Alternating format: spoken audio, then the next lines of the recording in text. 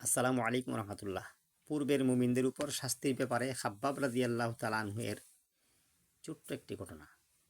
খাব্বাব ইবনে আরাত রাদিয়াল্লাহু তাআলা আনহু বলেন, রাসূলুল্লাহ সাল্লাল্লাহু আলাইহি সাল্লাম কাবার ছায়াতলে চাদর গায়ে দিয়ে শুয়ে থাকা অবস্থায় আমরা তার কাছে তার রাসূল পাক সাল্লাল্লাহু আলাইহি সাল্লামের কাছে অভিযোগ করলাম।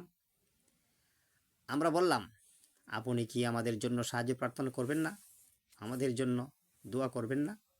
তখন রাসূল সাল্লাল্লাহু আলাইহি সাল্লাম বললেন, তোমাদের পূর্বের এমনও ইমানদার ছিলেন, তাকে ধরে এনে মাটির গর্ত করা হতো,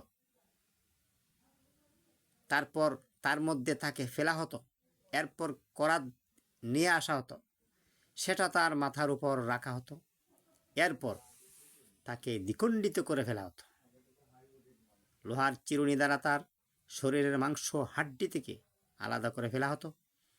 এত অত্যাচারও তাকে দিন থেকে বিন্দু পরিমাণও সরাতে পারত না। আল্লাহর কসম, নিশ্চয় আল্লাহ এই দিনকে অবশ্যই পূর্ণ করবেন। এমনকি একজন আরোহী সানাআ থেকে হাজারামাউত পর্যন্ত নিরাপদে সফর করবে, এবং তখন আল্লাহর ভয় ও বকরির উপর বাঘের আক্রমণের ভয় ছাড়া তার আর কোনো ভয় থাকবে না। কিন্তু তোমরা খুবই তাড়াহুড়া করছ। সম্মানিত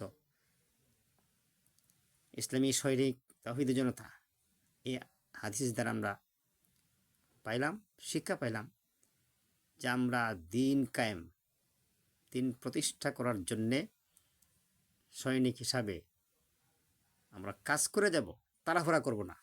আল্লাহ আমাদের সকলকে আমাদের আশাতীত ফলপ্রসূ করার তৌফিক দান করুন। আমি